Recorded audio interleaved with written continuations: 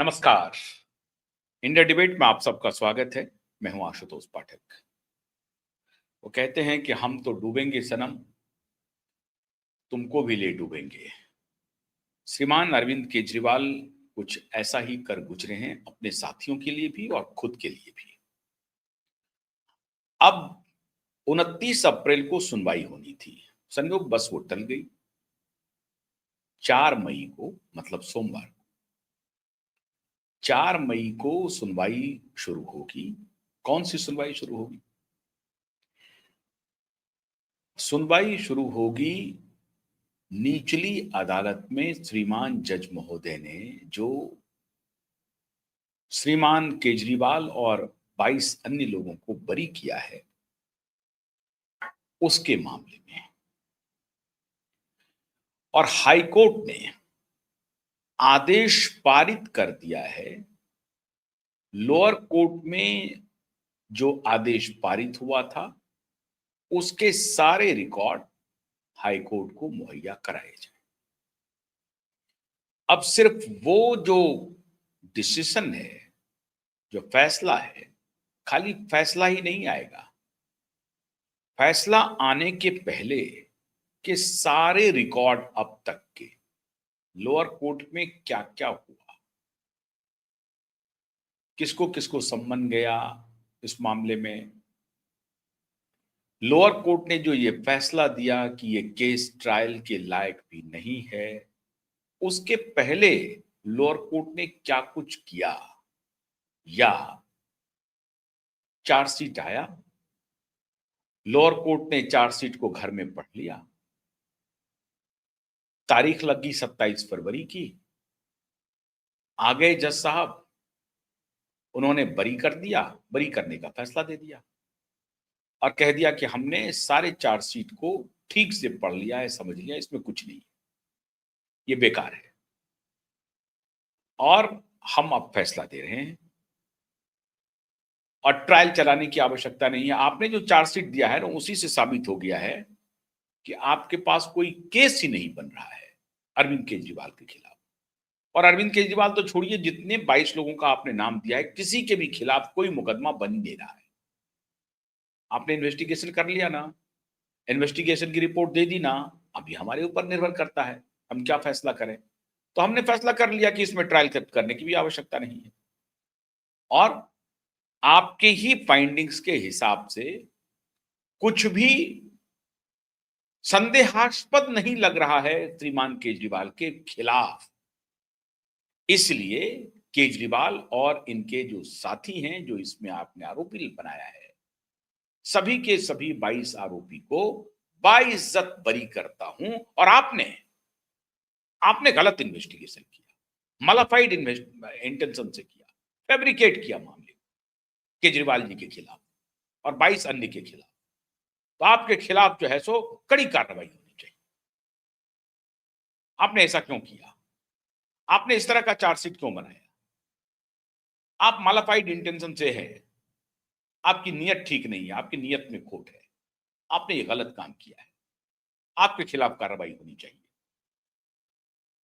और मैं ये आदेश पारित करता हूं कि आपके खिलाफ कार्रवाई होनी चाहिए। और मैं तत्काल प्रभाव से, आपके चार्जशीट के आधार पर तत्काल प्रभाव से, आपने जो चार्जशीट में हजारों पन्ने इंसर्ट किए हैं, लगाए हैं, नत्थी किया है, उस सभी पन्नों को मैंने एक एक करके पढ़ा है। हर पंक्ति को पढ़ा, हर शब्द को पढ़ा, सारे एविडेंस को पढ़ा, आपके चार्ज को पढ़ा। और उस सब पढ़ने के बाद प्रथम दृष्टया मुझे लगता है कि कोई केस नहीं बनता है अरविंद केजरीवाल जी के खिलाफ और माननीय इनके 22 सदस्यों के खिलाफ, 22 मेंबर जो और हैं उनके खिलाफ। इसलिए मैं बाइज्जत बरी कर रहा हूं सभी को।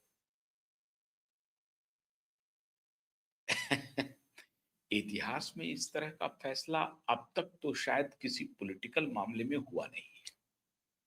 मैं क्यों कह रहा हूं इतिहास में ऐसा फैसला कभी नहीं हुआ है?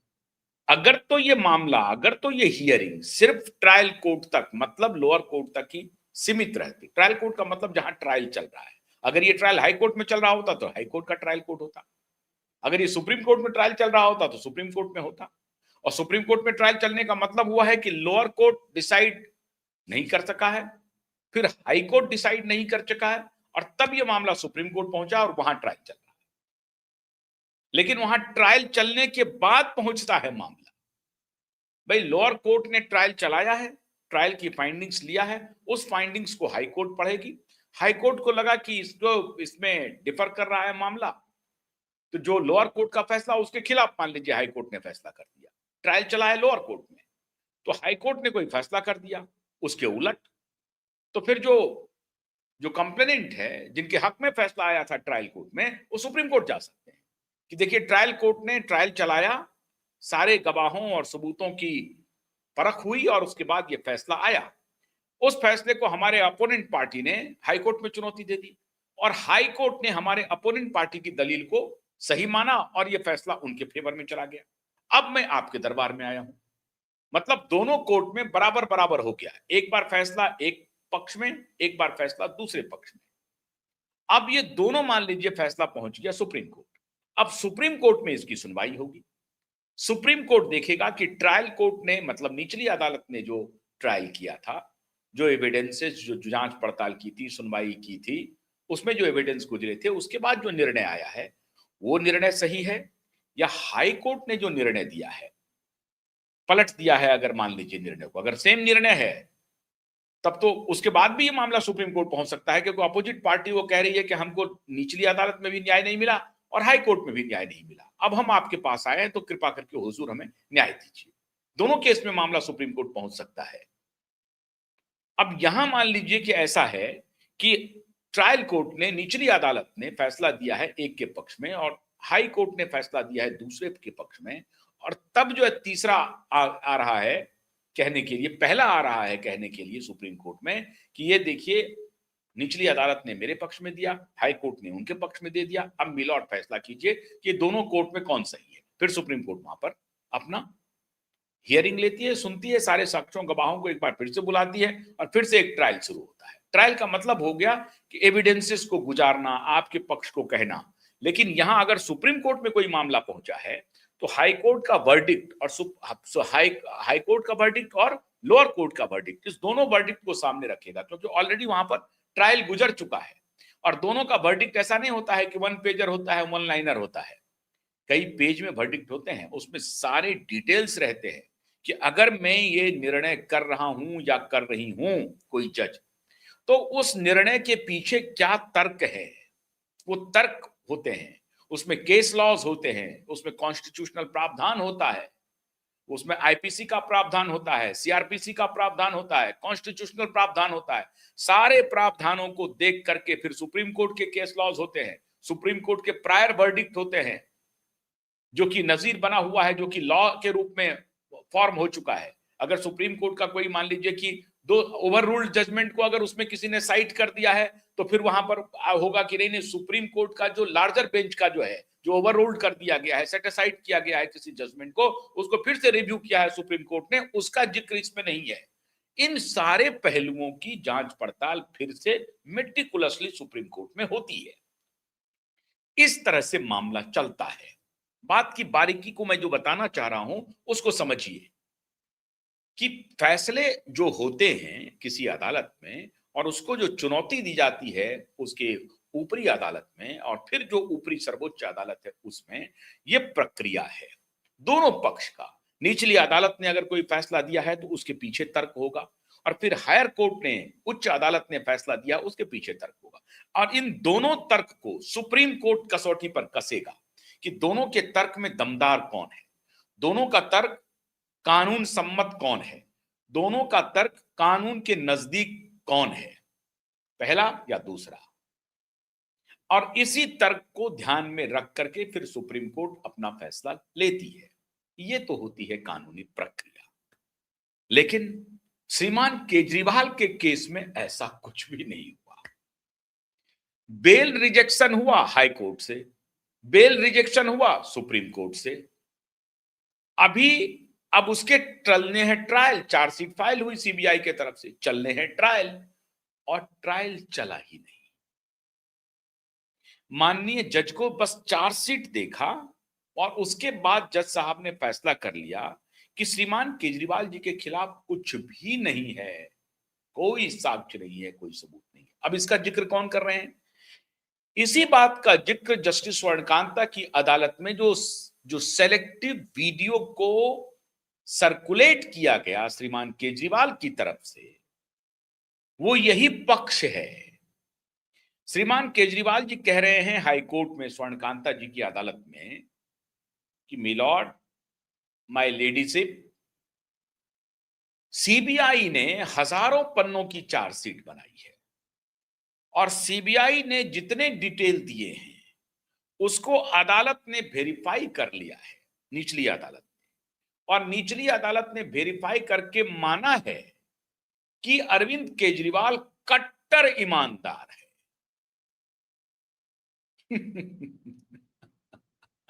अब आप सोचिए, वो कह रहे हैं अरविंद केजरीवाल स्वर्णकांता, जस्टिस स्वर्णकांता के समक्ष कह रहे हैं, जिस वीडियो को उन्होंने सेलेक्टिव वीडियो को गुमराह करने के लिए रिलीज किया है, बड़े शातिर आदमी है। तो ये कह रहे हैं कि सीबीआई ने जो चार्जशीट फाइल की है, उस सीबीआई के चार्जशीट को निचली अदालत ने गहन परीक्षण किया और सारी जांच पड़ताल के बाद निचली अदालत ने हमें बरी कर दिया है। मतलब सीबीआई ने अपना काम कर लिया है। मैं सीबीआई को दोषी नहीं मानता, लेकिन सीबीआई के जो साक्ष्य पेश किए गए उसको अदालत ने गलत कह दिया। अब यहां तो तीन तस्या वाला खेला हो गया साहब। हाईकोर्ट सुप्रीम कोर्ट कह रहा है, कमाल हो गया यार। अगर निचली अदालत के पास चार्जशीट गया है तो उसका तो ट्रायल होना है ना। अदालत फैसला कर रही है कि ट्रायल के लायक ही नहीं है केस। आपने जो फाइंडिंग्स दिए हैं उससे मेरा विजडम कह दिया, मुझे ही तय करना है कि केजरीवाल दोषी है या नहीं है। आपने दे दिया ना फाइंडिंग, अब मैं तय करूंगा। अब मैंने तय कर दिया, रात में मुझे सपना आया कि नहीं, आपके चार्जशीट के हिसाब से अरविंद केजरीवाल दोषी नहीं है और उनके बाकी 22 लोग दोषी नहीं है, तो मैंने दे दिया, उनको बरी कर दिया, जाइए, खत्म हो गया खेल।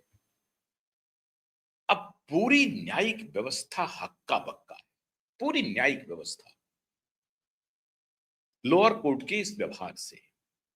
और वो व्यक्ति, देखिए, इसके बारे में मैंने बहुत डिटेल में आपको बताया हुआ है कि कैसे अदालतों में खेल चल रहे हैं, कि वो कैसे कहता है अपने क्लाइंट को कि साहब मैं ये जो फैसला लेने जा रहा हूं, इस फैसले से मेरी नौकरी जा सकती है, मेरे ऊपर प्रोसीडिंग्स हो सकती है, तो मेरे इतने दिन की सर्विस बची हुई है, तो मेरा तनख्वाह का नुकसान हो जाएगा, ग्रेच्युटी का नुकसान हो जाएगा, और भी जो बेनिफिट मिलते हैं उसका नुकसान हो जाएगा, तो इसकी अगर भरपाई का कोई इंतजाम हो तो हम फैसला दे देंगे।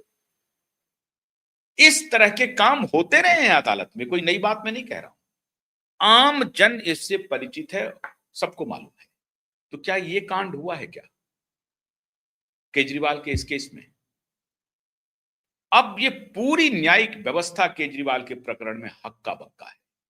अब उसके बाद एक तो ये कहा कि हमको बरी कर दिया, और दूसरा आरोप लगा दिया जस्टिस स्वर्णकांता शर्मा के ऊपर कि आप रिक्यूजल कर लो, मैं उसको बदनाम कर दूं। मतलब गेंद को इधर से उधर, गोल पोस्ट केवल बदल रहा है।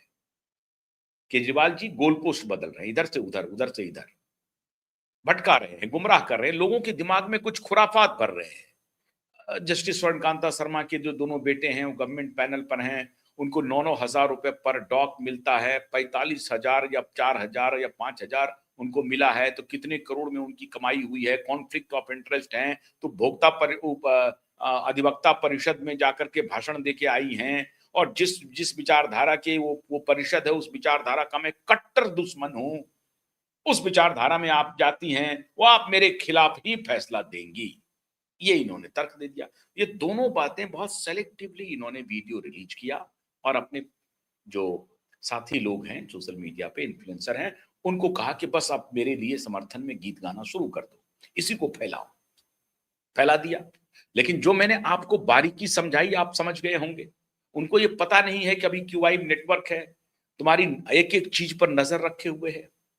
हमारे जैसे लोग भी हैं, तुम्हारे एक एक दांव और चाल को समझ रहे हैं, तो हमने पकड़ लिया।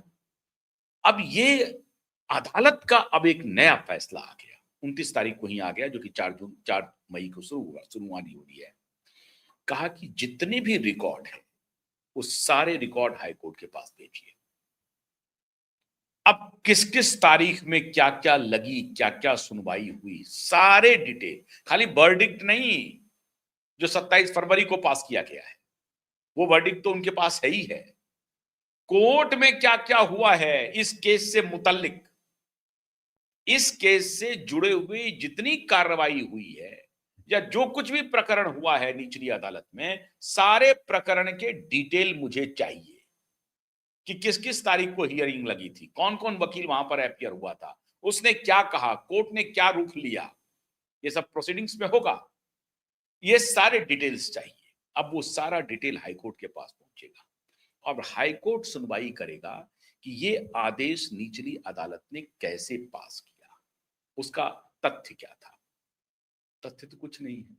अब हाईकोर्ट सीधा पूछेगा निचली अदालत से कि आपने इस पर ट्रायल क्यों नहीं चलाया। जो सीबीआई साक्ष्य प्रस्तुत की है उन साक्ष्यों को वेरीफाई कौन करेगा। जाहिर है क्रॉस वेरिफिकेशन होगा, कोई डॉक में आएगा। डॉक में कितने लोग आए, सीबीआई के वकीलों ने क्या तर्क दिया और इनके वकीलों ने क्या तर्क दिया, एविडेंस जो मिटाने की बात हो रही है उस पर क्या अरविंद केजरीवाल जी के वकीलों ने कहा, जो ट्रेल है, मनी ट्रेल है, उस पर अरविंद केजरीवाल जी के वकीलों ने क्या कहा। कुछ कहा ही नहीं, कुछ सुना ही नहीं, न कुछ कहा किसी ने, न किसी ने कुछ सुना। बस एक अंतरात्मा सुन ली, जज महोदय की अंतरात्मा सुन ली, चार्जशीट के टेक्स्ट की भाषा को बिना के किसी ने कहे हुए, दोहराए हुए उनके कान में आवाज आ गई और उनकी अंतरात्मा ने सुन ली कि चार्जशीट के आधार पर ही हम यह फैसला कर सकते हैं कि कुछ नहीं है इसमें और बरी कर देंगे। हम बाकी चीजों की जरूरत ही नहीं, कोई प्रोसीडिंग्स करने की जरूरत ही नहीं।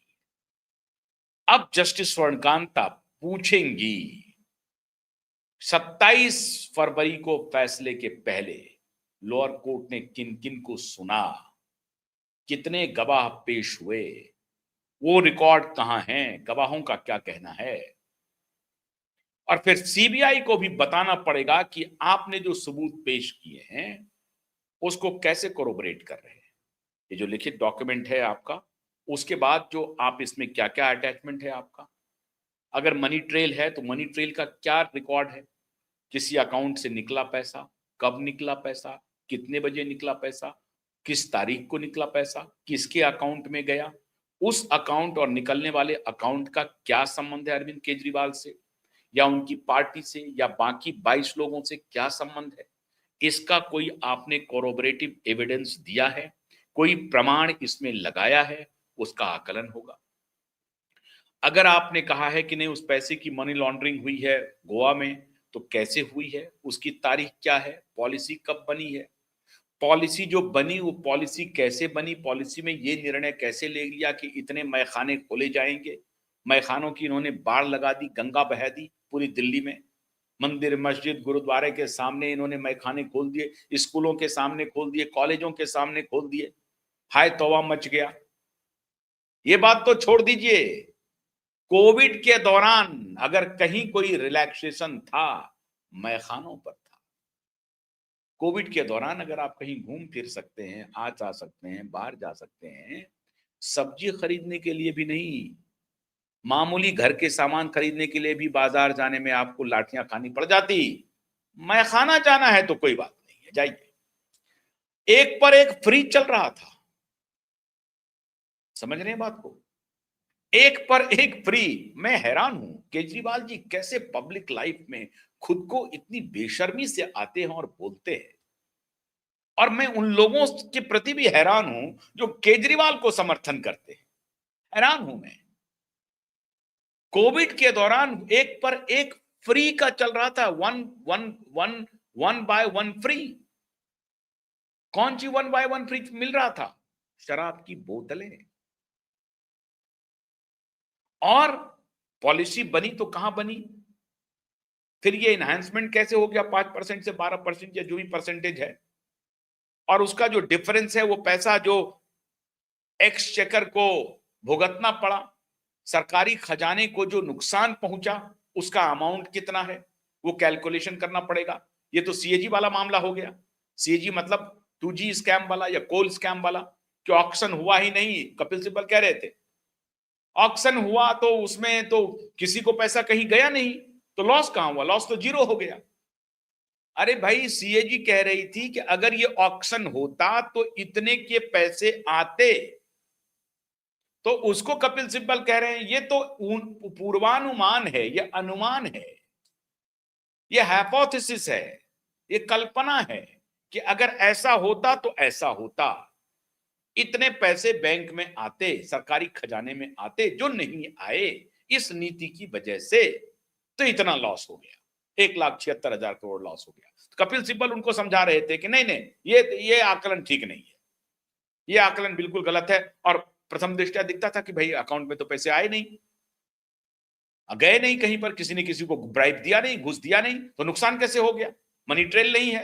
ये सब कहानी कपिल सिब्बल जी दे रहे थे, लेकिन कैग की रिपोर्ट थी कि इस पॉलिसी की वजह से सरकारी खजाने को 1,76,000 करोड़ का नुकसान हुआ है, वो कैलकुलेशन है।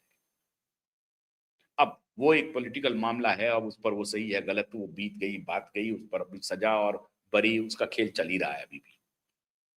लेकिन अरविंद केजरीवाल के लिए इतने एविडेंस हैं जिसको सुप्रीम कोर्ट ने कहा कि प्रामा फेसई आपके खिलाफ बनता है, इसलिए हम आपको बेल रिजेक्ट नहीं करेंगे और आप हाईकोर्ट जाइए, हाईकोर्ट ही सुनेगी।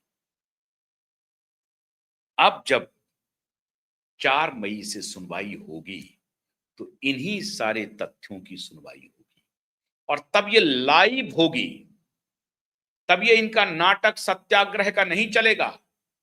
अच्छा, ये ढोंग करके सत्याग्रह शब्द को भी एक प्रकार से डिमिनिश कर रहे हैं, खत्म कर रहे हैं, डिस्ट्रॉय कर रहे हैं, उनके प्रति भी अब कोई लोगों में भरोसा नहीं रहेगा उस शब्द के प्रति भी।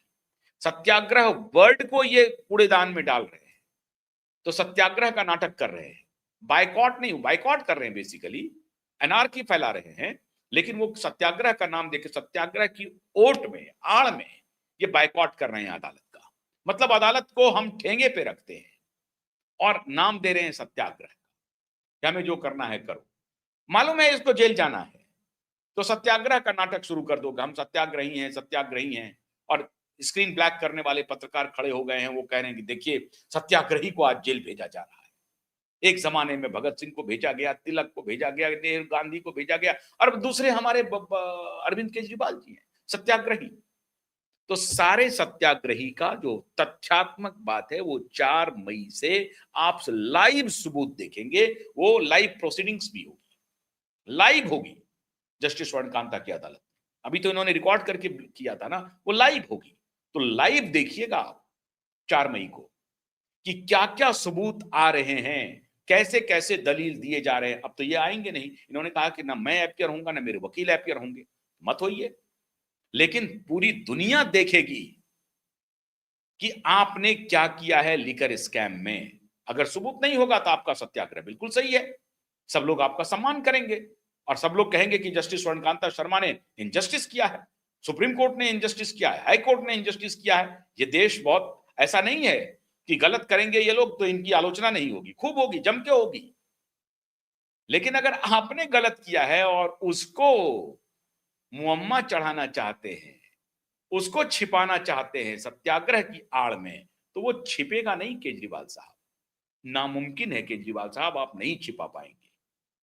आपको अगर लगता है कि आपके जो महारथी हैं उनके पास तर्क हैं, तो इधर तर्क नहीं है, ऐसा बिल्कुल नहीं है। आपको पकड़ने के लिए, आपको जानने के लिए, समझने के लिए हमारी कोई आपसे कोई जाति दुश्मनी नहीं है। लेकिन आप जो धूर्तता कर रहे हैं, जो झूठ फैला रहे हैं, जो गुमराह कर रहे हैं समाज को, वो बहुत गलत है और लोगों का न्याय पर से भरोसा खत्म होगा। आप ये काम कर रहे हैं। आपने ब्रांड ईमानदारी को तो बेच ही दिया, तिलांजलि दे ही दिया, कोई ईमानदार आदमी राजनीति में नहीं जा पाएगा। अब आप जो न्याय व्यवस्था है, अगर मान लीजिए कि उसमें कुछ कमियां भी हैं, लेकिन आप सही हैं, तो आप अंदर जाकर के उसको ठीक कर दीजिए।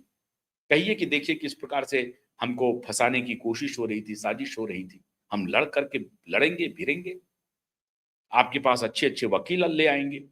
कपिल सिब्बल, मनु सिंघवी से तो पार नहीं पाएंगे आप, मान के चलिए। तो देखिए 4 मई से लाइव सबूत श्रीमान केजरीवाल के झूठ का। बहुत बहुत शुक्रिया, नमस्कार।